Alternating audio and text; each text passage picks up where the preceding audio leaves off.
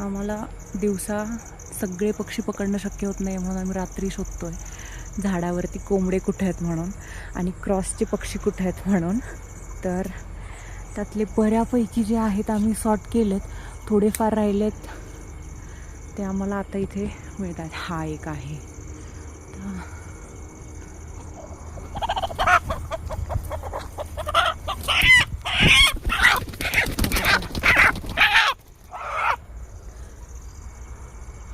आता हा पक्षी पूर्ण याच्यावरतीच असतो.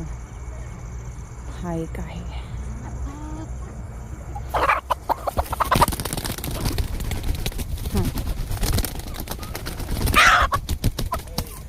आम्ही सगळेजण हेच काम करतोय. सगळीकडे अंधार केला आहे आम्ही, आणि अंधार केल्यानंतर आता पक्षी आम्हाला सोपे पडत आहेत सापडायला.